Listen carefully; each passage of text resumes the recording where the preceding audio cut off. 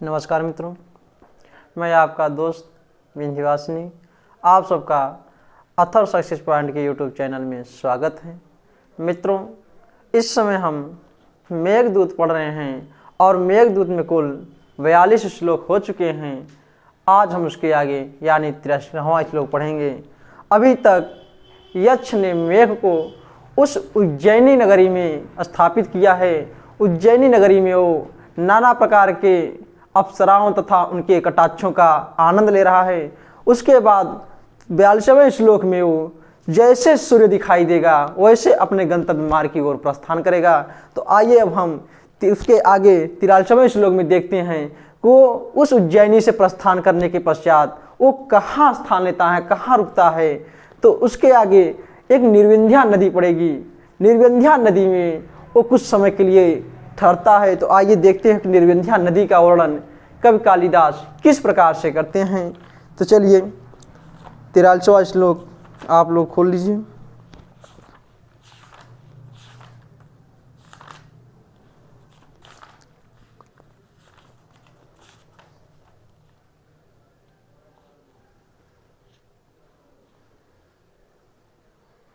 चलिए, कौन सा श्लोक है? 43।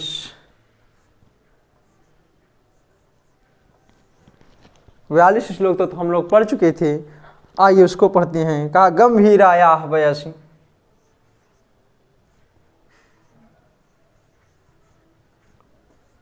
गंभीराया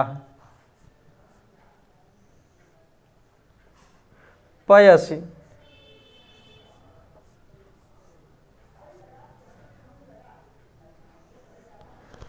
पयसि सरितश्चेतसियो प्रसन्ने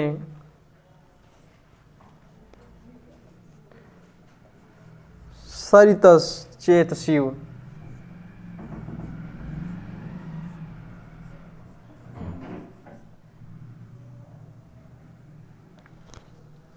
प्रसन्ने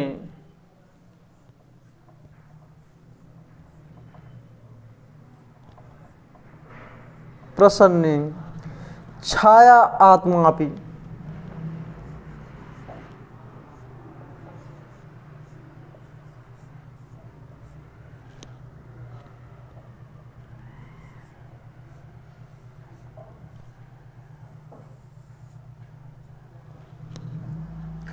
प्रकृति सुभगो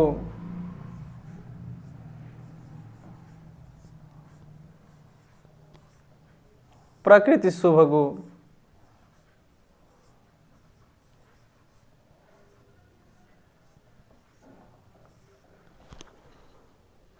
लप्स्यते ते प्रवेशम लप्स्यते है, ठीक, लप्स्यते ते प्रवेशम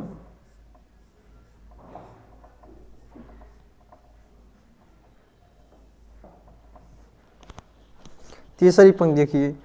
तस्मादस्याः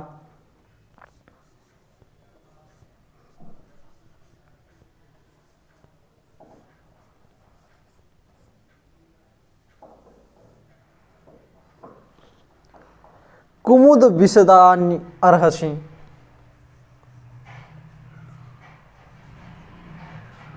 कुमुद विशदान्यर्हसि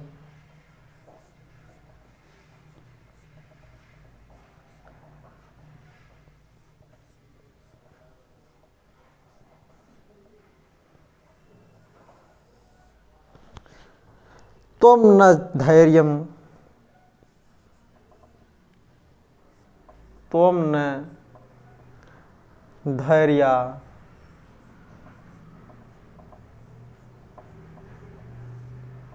लास्ट पंक्ति देखिए। मोघी कर तुम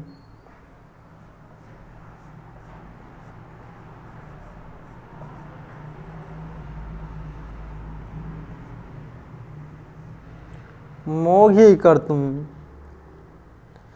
चटुल सफरो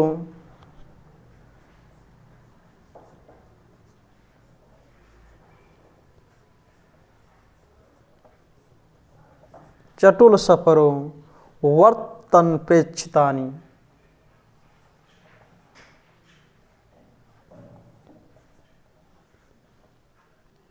प्रेक्षितानि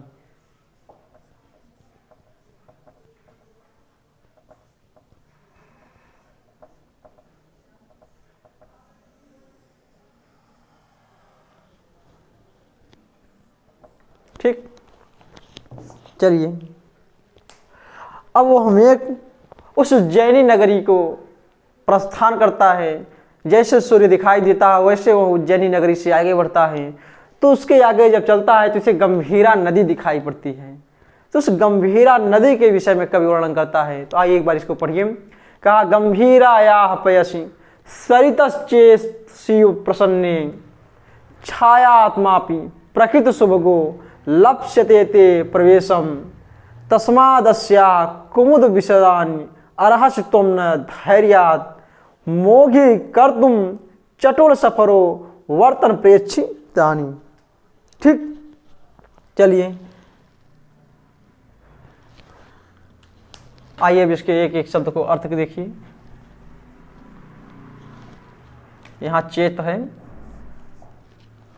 चेत शिव प्रसन्ने है ना, चेत शिव प्रसन्ने, शिव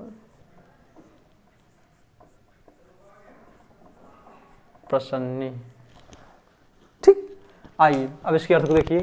कहा गंभीरायाः पयसि सरित चेत शिव प्रसन्ने।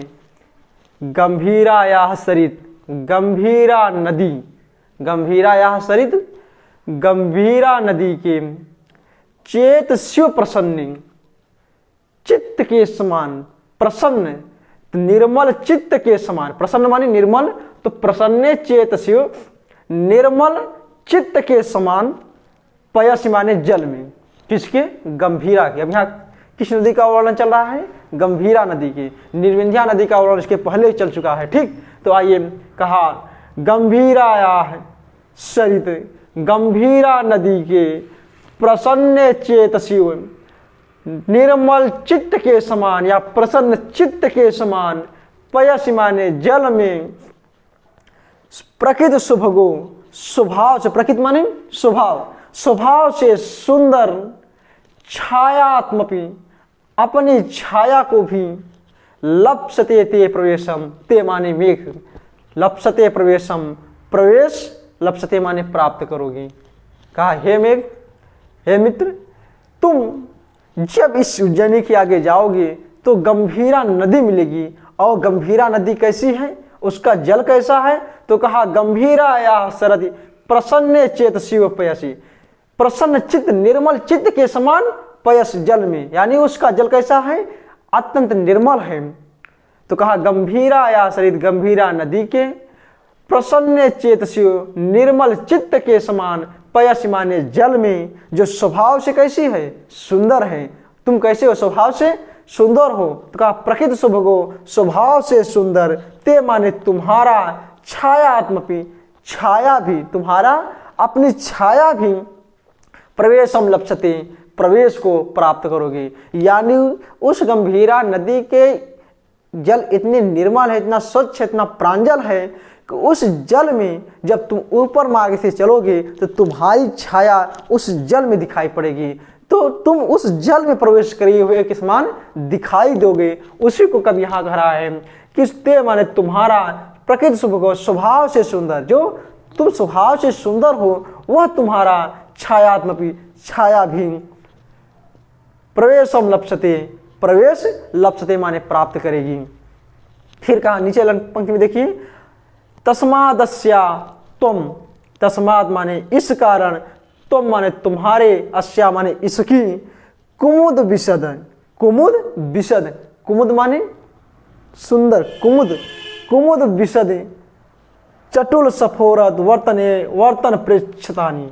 कुमुद, कुमुद एक पुष्प है, तो कहा कुमुद के समान, विशद माने श्वेत उज्ज्वल, कुमुद के समान उज्ज्वल, चटुल माने चंचल, सफर माने मछली, तो कहा कुमुद के समान उज्जवल चंचल मछली के ऊर्ध्वर्तन, ऊर्ध्वर्तन माने उछलने पर, प्रेक्षितान उछल रूपी चितवन, प्रेक्षितान माने चितवन। तो कहा कुमुद विषदान, कुमुद रूपी विषदान माने कुमुद जो पुष्प हैं, तो कहा कुमुद के पुष्प के समान उज्ज्वल, चटुल माने चंचल, सफर माने मछली के, उद्वर्तन माने उछल रूपी चितवन से, धैर्यात धैर्य के कारण, मोघी कर तुम न रहसी, मोघी कर तुम न रहसी, निष्फल करने में न रहसी, योग्य नहीं हो। अरहस माने योग्य, तो न रहसी तो अयोग्य नहीं हो। ठीक, चलिए फिर से देखिए, कहा पहले नीचे की दो पंक्तियों का अर्थ स्पष्ट कर लीजिए।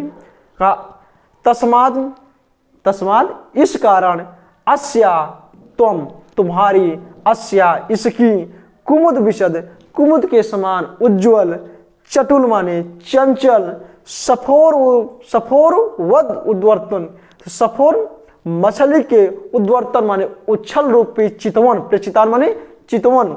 तो कहा चंचल मछल रूपी मछली के उछल रूपी चितवन को धैर्याद धैर्य के कारण, मोघी कर तुम न रहसी, निष्फल करने में तुम समर्थ नहीं हो। ठीक, निष्फल करने के योग्य नहीं हो। ठीक, फिर से देखिए, कहा गंभीराया पयसि सरितस् चेतस्यो प्रसन्ने, छायात्मपि प्रकृत शुभगो लप्सते ते प्रवेशम।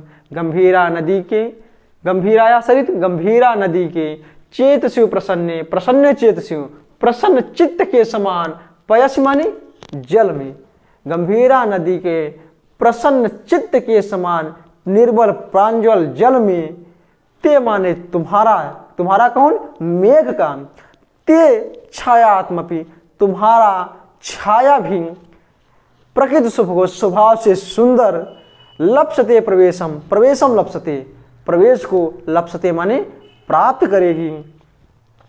तस्माद इस कारण, तस्माद इस कारण, अस्या तुम, अस्या तुम्हारी, इसकी तुम्हारी, इसकी कुमुदनी, कुमुद विशद, कुमुद के समान, श्वेत चटुल चंचल, सफोर उद्वर्तन, सफोर माने मछली के, उद्वर्तन माने उच्छल रूपी चितवन से, धैर्यात धैर्य के कारण, मोघी कर तुम न रहसी, निष्फल करने के योग्य नहीं हो। ठीक, चलिए स्पष्ट हुआ। आइए इसमें कुछ टिप्पणी देख लीजिए। यानी इस श्लोक में कवि ने उस गंभीरा नदी के विषय में स्पष्ट किया है। आइए, प्रसन्न शब्द आया है मित्र। प्रसन्न शब्द में प्रकृत प्रत्यय देखिए बना कैसे है, प्रसन्न शब्द बना कैसे है, तो प्र उपसर्ग पूर्वक, कौन उपसर्ग है, प्र उपसर्ग है। हमारे लौकिक साहित्य में, लौकिक संस्कृत साहित्य में कुल 22 उपसर्ग हैं। प्र, परा, यप, सम, अव, निस, इस प्रकार से कुल 22 उपसर्ग हैं। तो प्र क्या है, उपसर्ग है। और उपसर्ग होता क्या है, जो धातु के पहले लगता है उसे हम उपसर्ग कहते हैं, और जो धातु के बाद में लगता है उसे हम प्रत्यय कहते हैं। ठीक, तो कोई शब्द हो, पहले उसको आप धातु देखिए उसमें कौन सी धातु है, और जो धातु पकड़ लेंगे तो फिर धातु के पहले जो शब्द लगा है उसे हम उपसर्ग कहेंगे, और फिर धातु के बाद में जो शब्द जुड़ेगा उसे प्रत्यय कहेंगे। ठीक, तो यहाँ पर जो प्रसन्न शब्द है, प्रसन्न में सद धातु है। सद धातु स्थिर होने बैठने के लिए अर्थ में प्रयोग होता है। तो कहा तो सद धातु के पहले कौन सा, अब देखिए स के पहले कौन शब्द है, प्र है। तो प्र क्या हुआ, उपसर्ग हुआ। तो प्र उपसर्ग पूर्वक सद धातु हो गई। अब देखिए सद के बाद कौन सा शब्द आ रहा है, शब्द सद के बाद त आ रहा है, तो त प्रत्यय हो गया, क्योंकि धातु के बाद जो जुड़ता है उससे प्रत्यय कहते हैं, और धातु के पहले जो जुड़ता है उपसर्ग है। तो सद धातु के पहले जो प्र आया है उपसर्ग हो गया, और सद धातु के बाद जो त आया है प्रत्यय हो गया। ठीक, चलिए अब अगला शब्द है अरहस। अरहस शब्द पूछ लेता है इसमें धातु कौन सी है और किस लकार का शब्द है। तो अरहस शब्द, अरह धातु लट लकार मध्यम पुरुष एक वचन में अरहस बना। ठीक, चलिए अरह में अरह शब्द है और इसमें मध्यम पुरुष का एक प्रत्यय सिप है।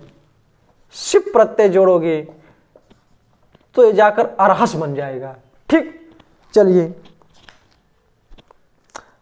और प्रेक्षित शब्द जो कि कई बार पिछले श्लोक में भी आया है, प्रेक्षित शब्द। तो प्रेक्षित शब्द में कौन सी धातु है, ईक्ष धातु है। ईक्ष धातु और प्र उपसर्ग और त प्रत्यय है। ठीक, चलिए अब हम अगले श्लोक की ओर चलते हैं, यानी 43वां के बाद अब हम 44वां श्लोक पढ़ेंगे। अभी तक उस गंभीरा नदी के विषय में बताया, अब कवि इसके बाद 44वें श्लोक में किसका वर्णन करते हैं, अब इसको देखते हैं। यानी यो मेघ अब गंभीरा नदी के पास उज्जैनी से आगे बढ़ा था। कौन सी नदी इसको मिली, गंभीरा नदी मिली, और उज्जैनी में एक नदी मिली थी, उसको क्या नाम था उसका, शिप्रा। क्या नाम था, शिप्रा नाम था। मित्रों, नदियों का नाम आप याद रखिए क्योंकि इससे बहुत प्रश्न पूछे जाते हैं। चलिए 44वां श्लोक क्या है उसको देख लेते हैं। अब 44वें श्लोक में कवि इस गंभीरा नदी को नायिका माना और मेघ को नायक माना, और इस मेघ और गंभीरा नदी के बीच का उसी प्रकार से वर्णन करता है जैसे एक नायिका और नायिका के बीच का वर्णन होता है। तो ठीक, तो आइए अब उसको हम गंभीरा नदी की उस नायिका के रूप में वर्णन करते हैं। का तस्या किंचित, तस्या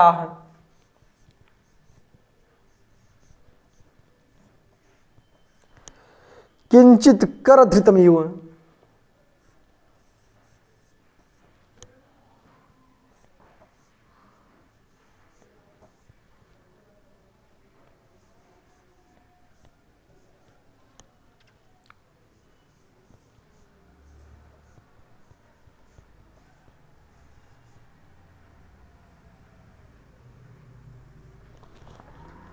प्राप्त्वा नीरशाखम,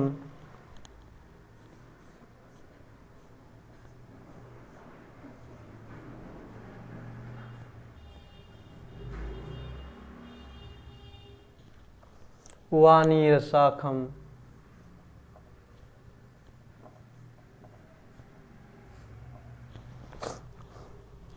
हत्वा नीलम, हृत्वा, हृत्वा नीलम,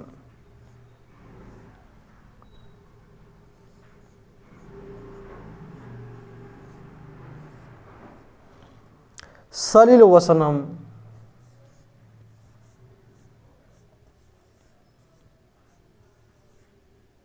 सलिल वसनम,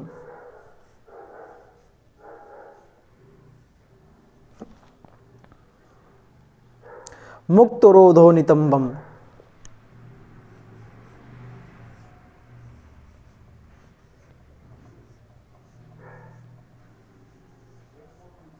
रोधो नितंबम,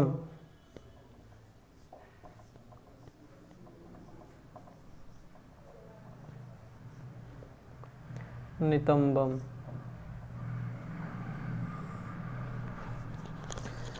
प्रस्थानम ते कथमपि,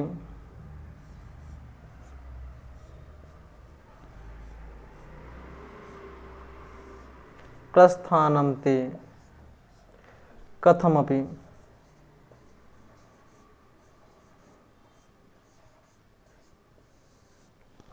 कथमपि सखे लंब मानस्य भावी,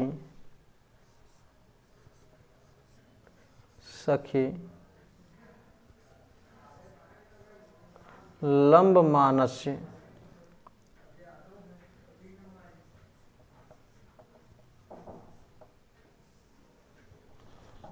भावी।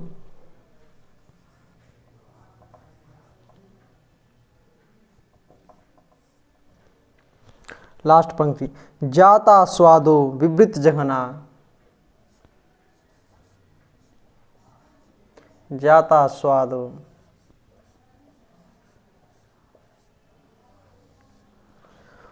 विवृत जघना,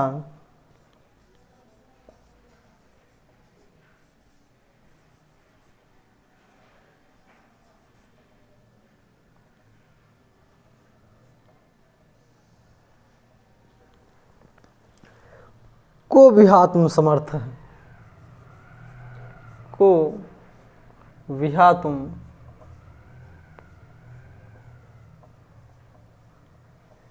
समर्थ।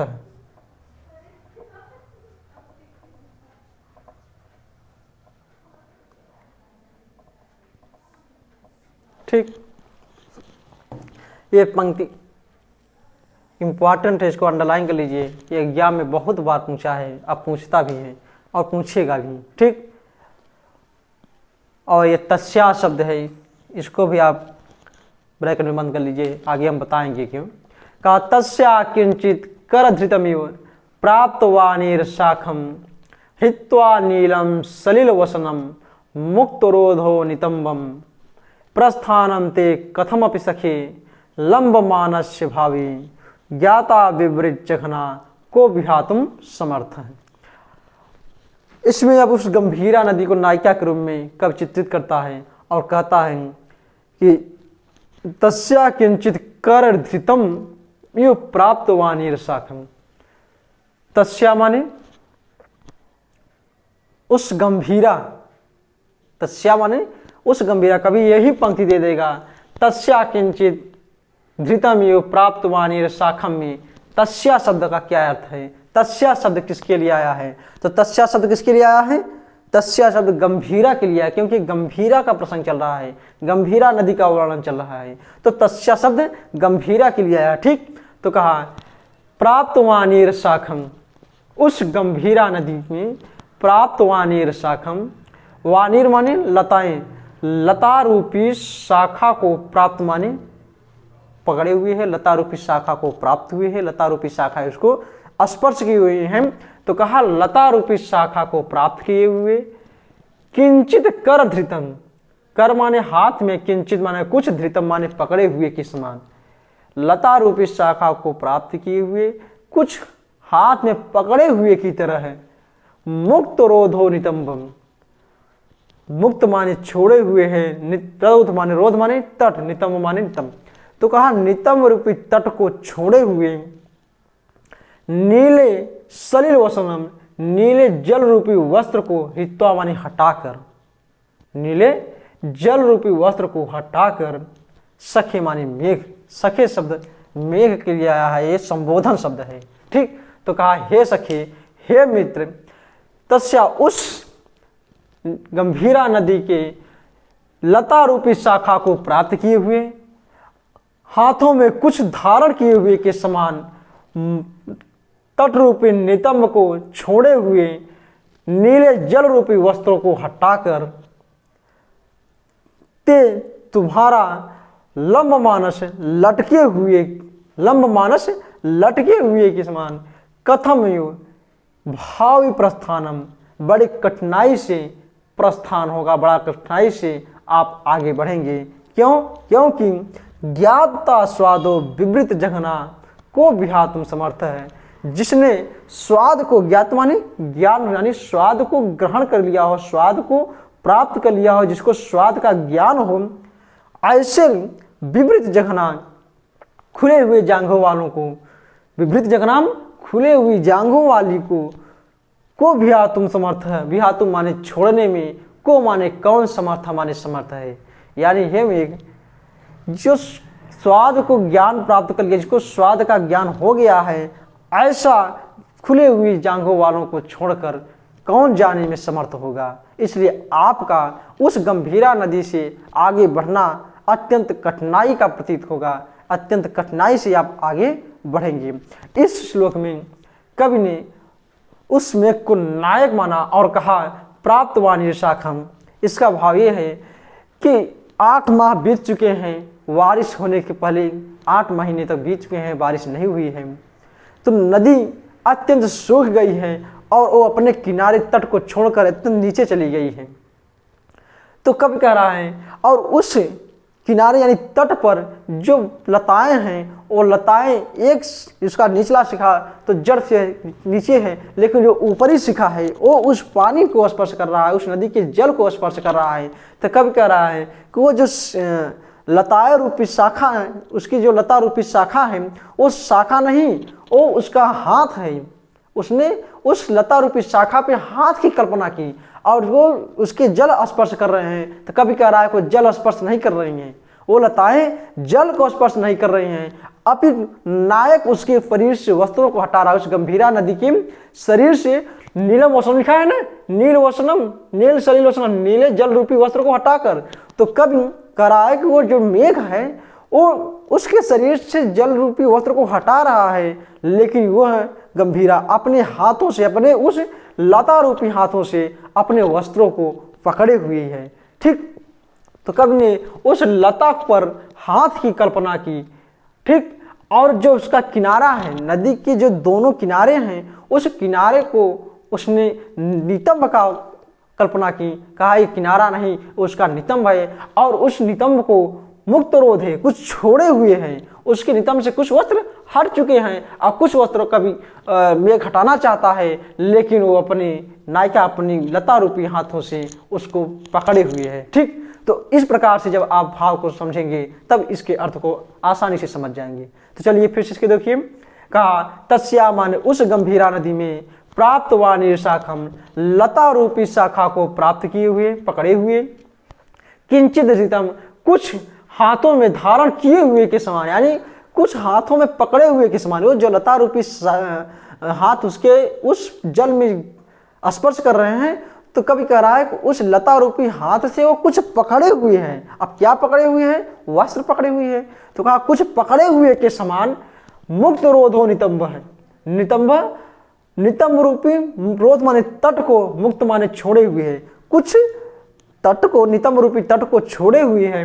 नीले फलील वस्त्रम, नीले जल रूपी वस्त्र को हत्वा माने हटाकर, कथम अपि भावी लंब मानस है, लंब मानस माने लटके हुए के, यानी हे में कि जब तुम उस गंभीरा के स्पर्श करोगे तो तुम लटके हुए के समान दिखोगे। तो कहा लंब मानस, लटके हुए के समान, ते माने तुम्हारा, कथम अपि भावी प्रस्थानम, किसी प्रकार से कठिनाई से प्रस्थानम माने प्रस्थान होगा, क्योंकि ज्ञात स्वादो विवृत जघनाम को बिहा तुम समर्थ है, जो स्वाद को ज्ञान प्राप्त कर लिया, स्वाद का जिससे ज्ञान हो गया है, वो खुले हुए जांघों को विहातु माने छोड़ने में को समर्थ है, कैसे समर्थ होगा।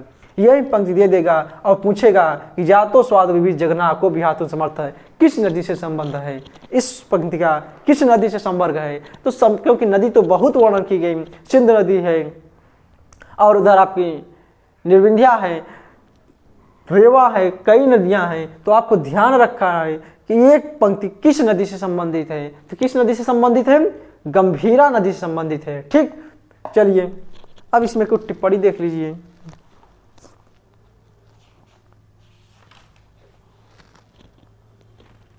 धृतम शब्द आया है, धृतम शब्द में कौन सा प्रत्यय है? त प्रत्यय है, धृधात और त प्रत्यय है धृतम शब्द में।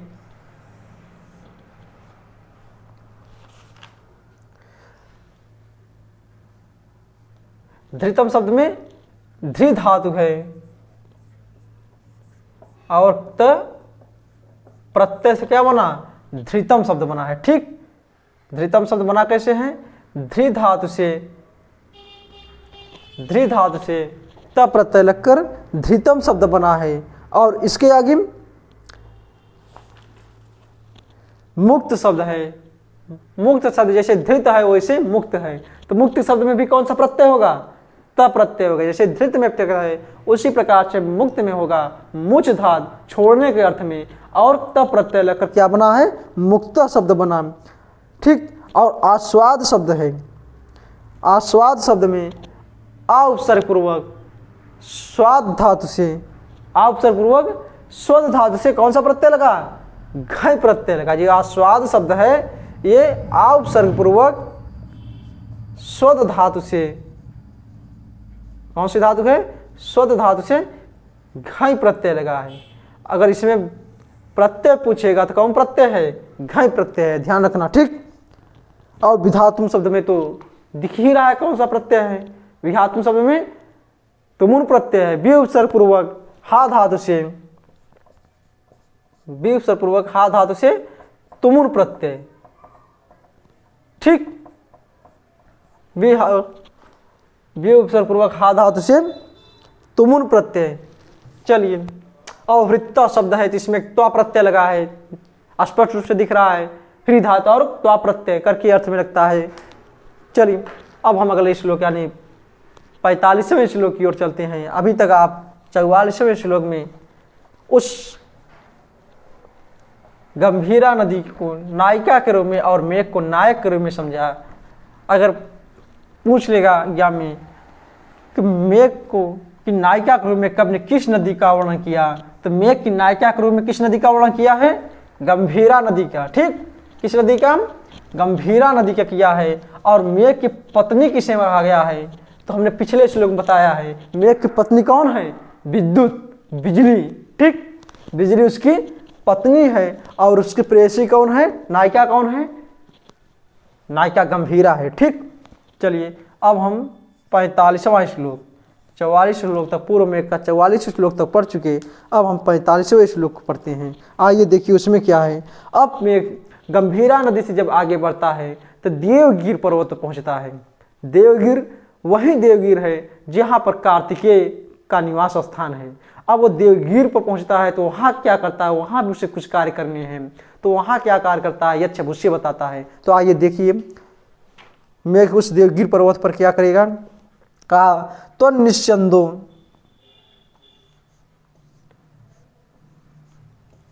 तो निस्यंदो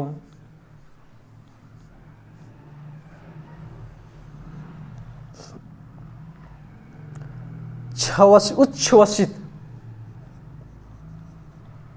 उच्छ्वसित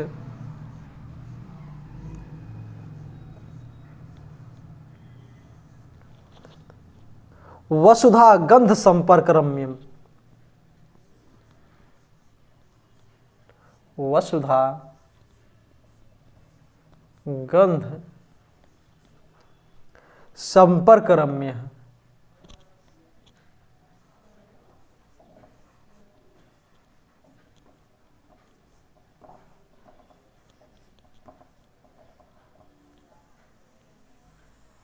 ठीक, आइए दूसरी पंक्ति देखिए। स्रोतोरंध्र, स्रोतोरंध्र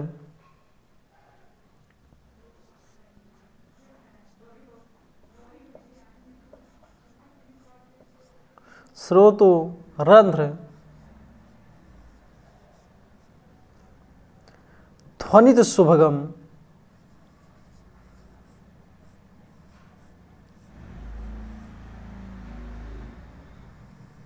ध्वनित शुभगम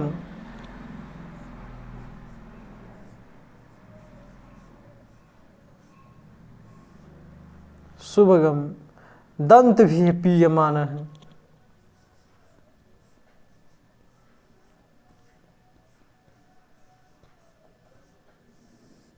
दंत भी पीयमान है।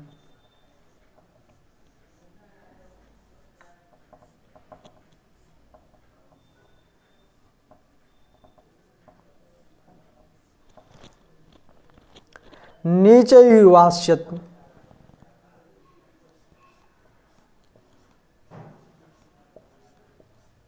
नीचैर्वास्यत्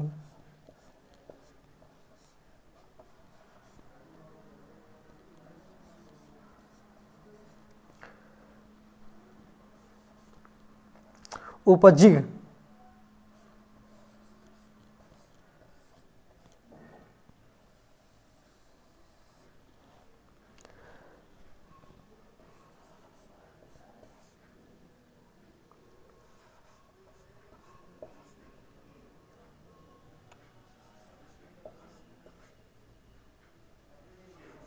देवपूर्वम,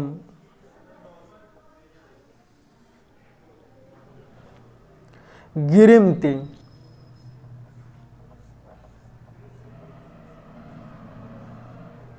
गिरिमति। और लास्ट पंक्ति है शीतो वायु,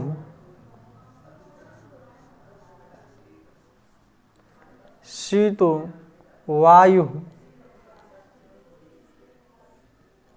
शीतो वायु परिणमयिता,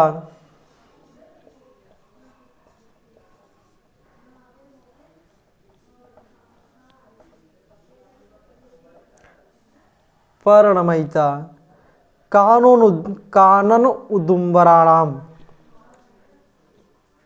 कानन उदुम्बराणाम।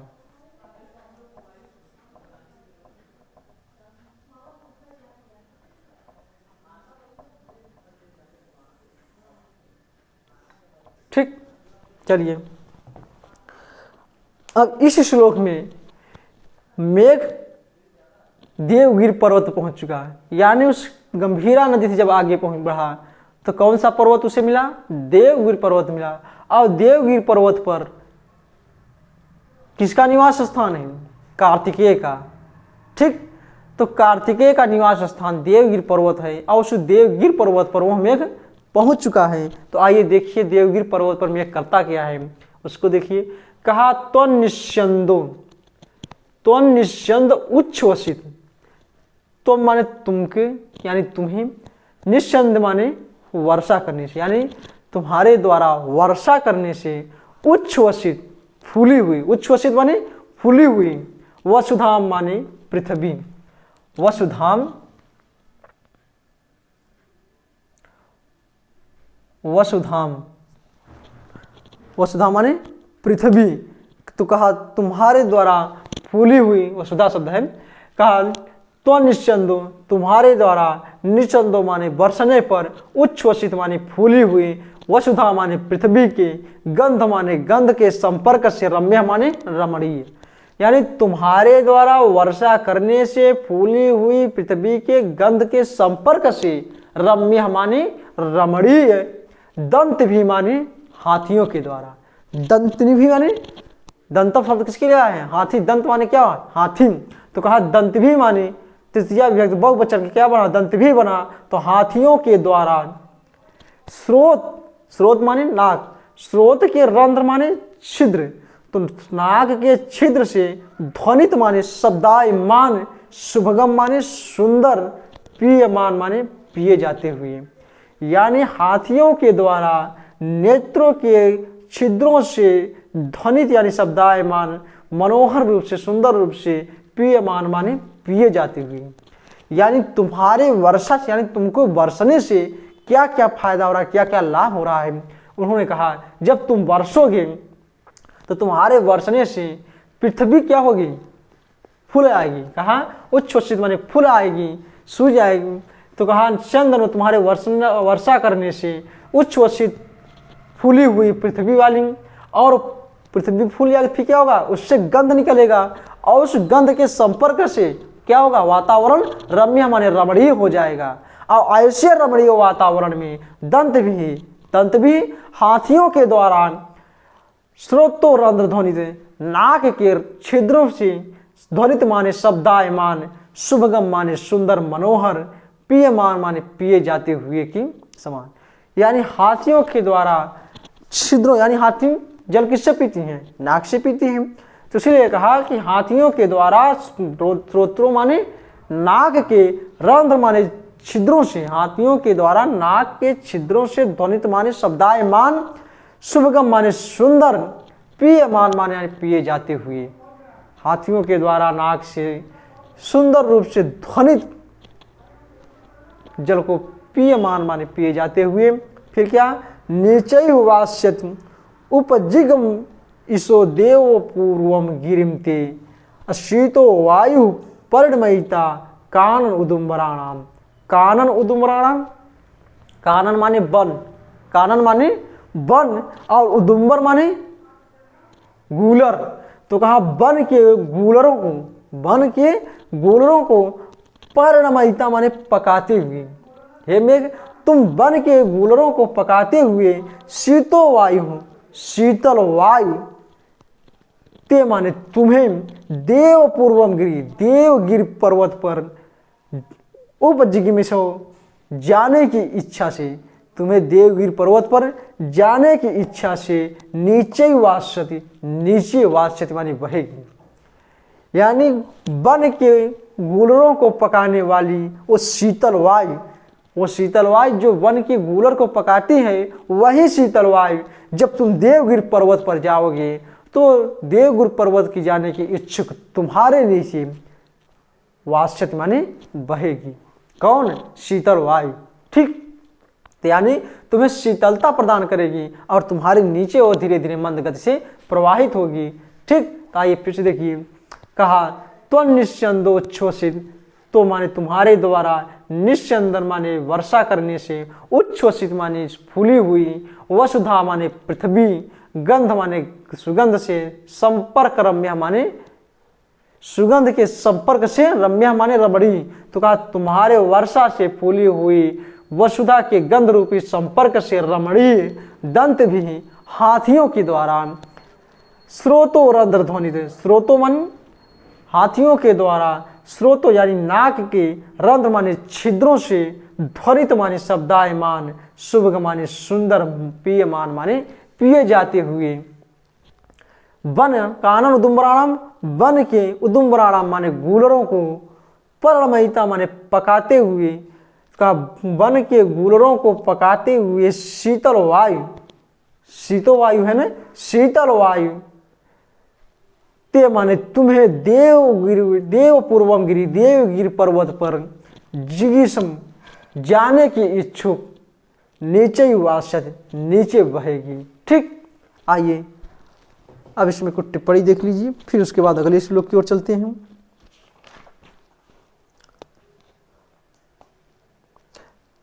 निस्यंदा शब्द है, निस्यंदा में कौन सी धातु है? स्यद धातु, नी उपसर्ग और घई प्रत्यय। स्यद धातु, नी उपसर्ग और घई प्रत्यय। नी उपसर्ग है और स्यद धातु है, स्यद धातु है और घई प्रत्यय है। कौन सा प्रत्यय है? घई प्रत्यय है, भाव अर्थ में लगता है घई प्रत्यय। ठीक, और उसके बाद संपर्क शब्द है, तो संपर्क में सम उपसर्ग पृच धातु और घई प्रत्यय। इसमें भी यही है, संपर्क शब्द है ना, तो सम उपसर्ग है। कौन उपसर्ग है? सम उपसर्ग है और पृच धातु है। कौन सी धातु है? पृच धातु है और घई प्रत्यय है। कौन प्रत्यय है? घई प्रत्यय। सम उपसर्ग पृच धातु और घई प्रत्यय से मिलकर क्या बना है? संपर्क बना है। चलिए, शीता शब्द है, इसको जान लीजिए। स्यय धातु, स्यय धातु है और त्य प्रत्यय है। कौन सी धातु है? स्यय, स्यय धातु है और त प्रत्यय है। ठीक, स्यय धातु और त प्रत्यय से मिलकर क्या बना है? शीता बना है। चलिए अब हम अगले श्लोक यानी 46वें श्लोक की ओर चलते हैं। ठीक, तो आइए उसको भी देखते हैं।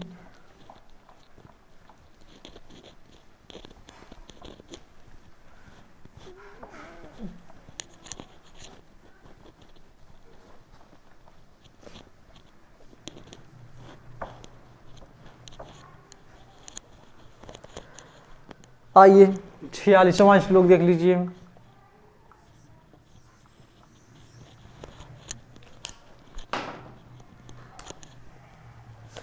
चलिए इसमें देखिए क्या है।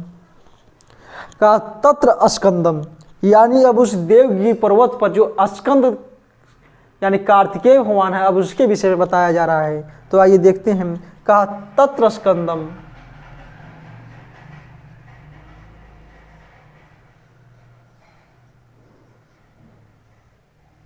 तत्र स्कंदम नियति वसतिम,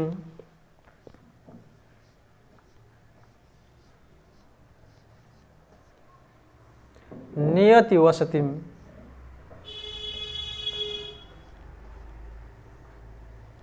नियति वसतिम पुष्पमेधि कृतात्मा,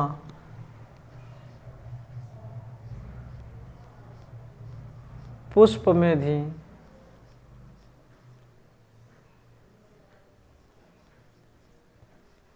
कृतात्मा,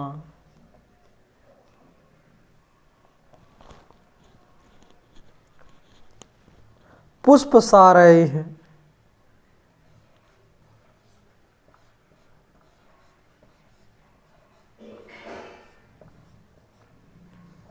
पुष्प सारैः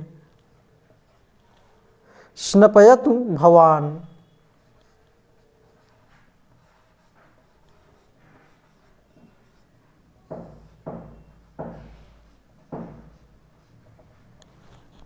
भवान व्योम,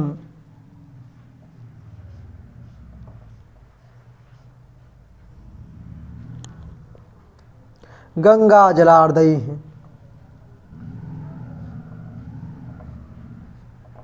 गंगा जलार्दयी।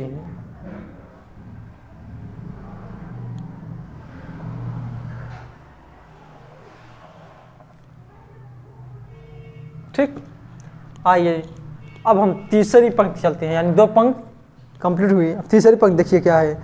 रक्षा हेतु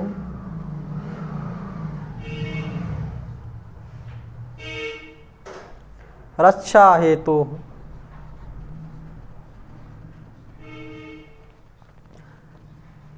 रक्षा हेतु नववशिभृता नवशशिभृता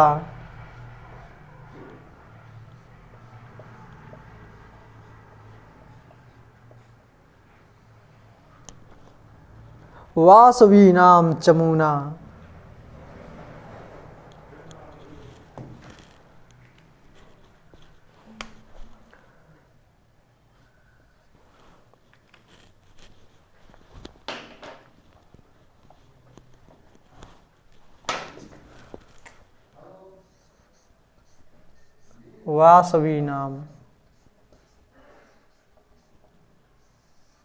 वासवीनां चमूना।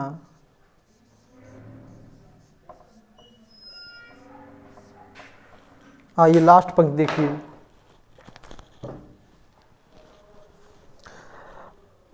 मत्यादित्यम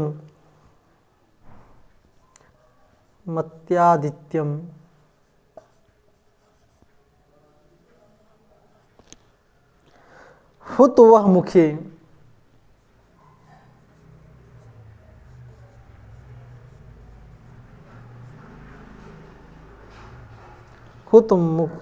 हुतवह मुखे है। हुतवह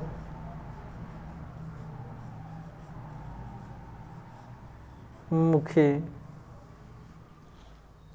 संभृतम तद्धितेज है।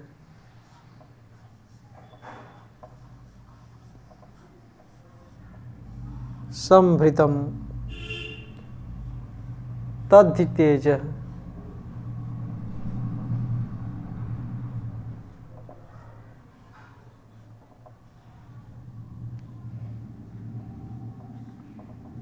चलिए, यानी अब ये 46वां श्लोक है और इसमें उस देवगिरी पर्वत पर जो कार्तिकेय भगवान का स्थान है, उस कार्तिकेय के विषय में बताया जा रहा है। कहा तत्र, क्या शब्द है ये? तत्र स्कंदम नियत वसतिम पुष्पमेधि कृतात्मा। तत्र स्कंधम नियत वसतिम पुष्पमेधि कृतात्मा। पुष्पमेधि कृतात्मा, पुष्पमेधि कृत आत्मा, अपने आत्मा ने अपने आप को पुष्पमेधि कृता, पुष्प की तरह बनाए हुए, अपने आप को पुष्पमय बनाए हुए, पुष्प की तरह निर्मित किए हुए। भवान व्योम गंगा जलार्दयी। आप भगवान कौन? मेघ। आप कौन? मेघ। भवान व्योम गंगा जलार्दयी। आप व्योम माने आकाश, गंगा के जल से, आर्दयी माने भीगे हुए। कहा आप आकाश गंगा के जल से भीगे हुए पुष्प सा रही हैं, पुष्प की वर्षा के द्वारा। अस्कन तत्र, वहां पर कौन? देवगिर। तत्र शब्द किसके लिए यहाँ पर आया है? यहाँ पर तत्र शब्द किसके लिए आया है? यहाँ पर तत्र शब्द देवगिर के लिए आया है। कहा तत्र माने उस, यानी देवगिर पर्वत पर। नियत वस्ति माने अस्थायी रूप से, वस्ति माने निवास करने वाले, अस्कंदम माने अस्कंद को, कार्तिकेय को, स्नपयत माने स्नान कराना। हे मेघ, तुम पुष्पमेधि कृतात्मा, अपने आप को पुष्पमय बनाए हुए, पुष्प की तरह किए हुए। व्योम भगवान आप आकाश गंगा जलार्दयी, आकाश गंगा के जल से, आर्दयी माने भीगे हुए, पुष्प सारयी, पुष्प की वर्षा से, पुष्प की वर्षा से। तत्र, वहां पर, नियत स्वस्तिम, अस्थायी रूप से निवास करने वाले, अस्कंदम, अस्कंध यानी कार्तिकेय को, स्नपयत माने स्नान कराना। फिर कहा रक्षा हेतु नवशशिभृता वासवीनाम चमूनाम। वासवी नाम चमुना आया है ना, तो वासवी नाम कहा गया है इंद्र को। तो कहा वासवी नाम इंद्र के, चमुना माने सैनिक, इंद्र के सैनिकों की रक्षा हेतु, रक्षा के कारण नव शशि भृताम, नव माने नवीन, शशि माने चंद्रमा को, भृताम माने धारण करने वाले। तो चंद्रमा को धारण कौन करते हैं? शिव। कौन करते हैं? शिव करते हैं। तो कहा इंद्र के, वासवी नाम माने इंद्र के चमू नाम सेनाओं की रक्षा हेतु, रक्षा के कारण नव शशि भृता, नवीन चंद्रमा को, भृता माने धारण करने वाले भगवान शिव के हुत वह मुखे, हुत वह माने अग्नि को, कहा मुखे, मुख में अग्नि को संभृतम माने एकत्रित किए हुए, संग्रहित किए हुए, आदित्यम, मत्यादित्यम है ना, अत्यादित्यम। तो आदित्य माने सूर्य, अत्या माने अतिक्रमण, सूर्य का अतिक्रमण करने वाला, सूर्य का अतिक्रमण करने वाला, तद तेज, वह तेज है जो भगवान शिव के मुख में हुत, वह मुख में अग्नि को संभृतम माने एकत्रित किए हुए हैं, वह आदित्य, अत्या, आदित्यम अत्या, आदित्य माने भगवान सूर्य क्रिया है, आदित्य माने सूर्य, और अमत्या माने अतिक्रमण। तो कहा सूर्य का भी अतिक्रमण कर देने वाला तद तेज, वह तेज है। ठीक, चलिए फिर से देखिए, कहा तत्र स्कंधम नियतिवस्तिम पुष्पमेधि कृतात्मा, आत्मा माने अपने आप को पुष्पमेधि कृता, पुष्प के समान अपने आप को पुष्पमय बनाए हुए, पुष्पमेधि कृता, कृता माने किए हुए, तो क्या किए हुए? पुष्पमय किए हुए। तो कहा अपने आप को पुष्पमेधि कृता, पुष्पमय किए हुए, भवान व्योम गंगा, आप व्योम माने आकाश, गंगा, तो कहा व्योम आप आकाश, गंगा के जलार्दयी माने जल से, आर्दयी माने भीगे हुए। तो कहा हे मेघ, तुम अपने आप को पुष्पमय बनाए हुए और आकाश गंगा के जल से, आर्दयी माने भीगे हुए, पुष्प सारई है, पुष्प सारई, पुष्प की सारई माने वर्षा किए हुए, पुष्प की वर्षा किए हुए, तत्र उस मतलब तत्र शब्द उस देवगिर, तत्र शब्द किसके लिए है? देवगिर। तो कहा उस देवगिर पर नियत वस्ति, नियत वस्ति माने अस्थायी रूप से, वस्ति माने निवास करने वाले, अस्कंदम, अस्कंद यानी कार्तिकेय को, अस्नपयत माने स्नान करवाना है। हे मेघ, तुम अपने आप को पुष्पमय बनाए हुए, आकाश गंगा के जल से भीगे हुए, पुष्प सारे, पुष्प की वर्षा करते हुए, तत्र माने उस देवगिर पर्वत पर, नियत अवस्थिम अस्थायी रूप से निवास करने वाले, अस्कंदम माने कार्तिकेय को, अस्नपयति माने स्नान करवाना। और फिर क्या करना? कहा उसके बाद वासवी नाम चमुना, वासवी नाम माने इंद्र के, वासवी नाम इंद्र के, चमुना माने सैनिकों की रक्षा हेतु, रक्षा के कारण, इंद्र की सैनिकों की रक्षा के कारण, नवीन नव शशिभृताम, नवीन चंद्रमा को धारण करने वाले भगवान शिव को के मुख पर हुत वह अग्नि को, हुत वह माने अग्नि को, संभृतम माने एकत्रित यानी संग्रहित किए हुए, आदित्य माने सूर्य का, अमत्या माने अतिक्रमण कर देने वाले, तद्ध माने वह तेज माने तेज है। वह कैसा तेज है? कहा वह तेज सूर्य के अतिक्रमण कर देने वाला तेज है। और कौन सा सूर्य? तो कहा भगवान शिव के मुख पर जो अग्नि संग्रहित हुई है, वह अग्नि जो एकत्रित हुई है, उसको उस सूर्य का अतिक्रमण कर देने वाला तेज है। यानी वह भगवान शिव का जो के मुख पर जो अग्नि एकत्रित हुई है, वह अग्नि का तेज इतना तीव्र है कि सूर्य के तेज को भी वह अतिक्रमण कर देता है, सूर्य के तेज को भी वह फीका कर देता है। ठीक, चलिए एक बार इसको फिर से देख लीजिए, फिर उसके बाद इसके व्याकरणात्मक टिप्पणी बताने के बाद हम फिर आज की कक्षा को यहीं पर रोक देते हैं। तो चलिए फिर से देखिए, कहा तत्र, तत्र शब्द किस किया गया है? उस देवगिर के लिए आया है। मित्रों यही पंक्ति दे देगा एग्जाम में, और यही पंक्ति देकर पूछ लेगा तत्र शब्द किसका बोधक है।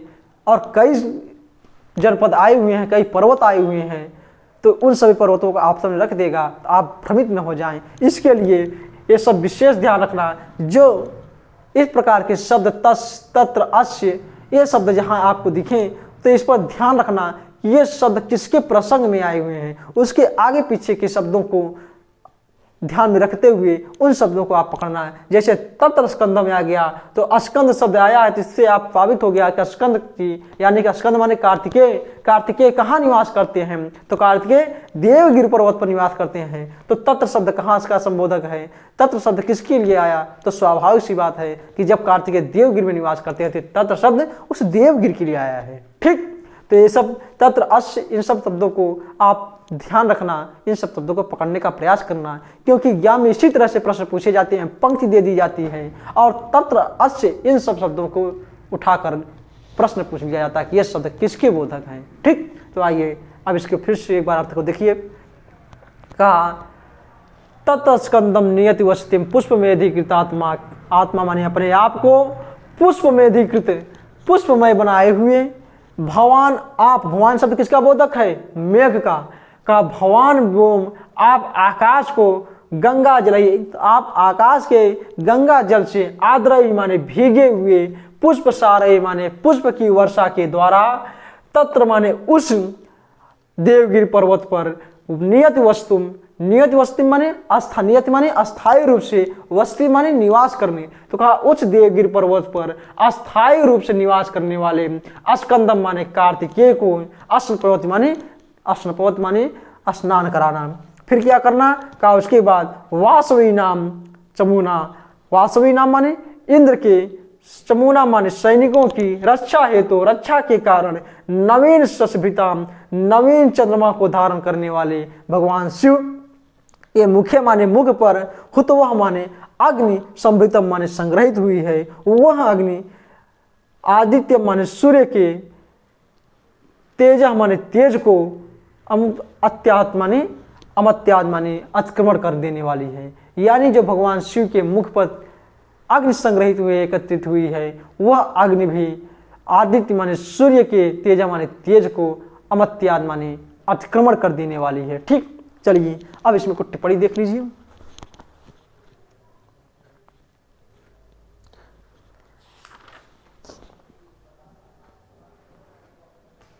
नियत शब्द आया है ना, नियता, नियत शब्द है और उसमें स्त्रीलिंग का टाप प्रत्यय जुड़ा हुआ है। तो नियत शब्द में कौन सा धातु है और कौन सा प्रत्यय है या कौन सा उपसर्ग है, तो नियत शब्द में नि उपसर्ग है, यत धातु है और त प्रत्यय और टाप प्रत्यय जुड़ा हुआ है। ठीक, तो नियत शब्द में ये जो नियत शब्द है इसमें नि उपसर्ग है,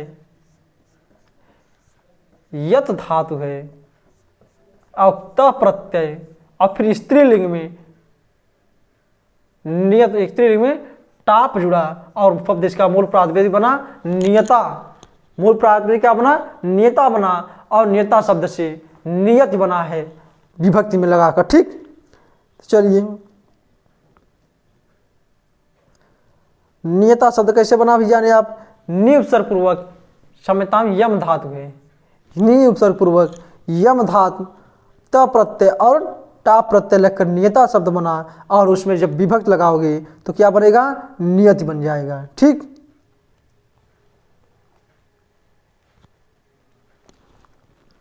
और रक्षा हेतु है, रक्षायाम हेतु षष्ठी विभक्त, तो रक्षायाम हेतु में कौन सी तत्पुरुष हुई, षष्ठी तत्पुरुष हुआ। कौन सा समास हुआ, षष्ठी पूर्व तत्पुरुष समास हुआ। और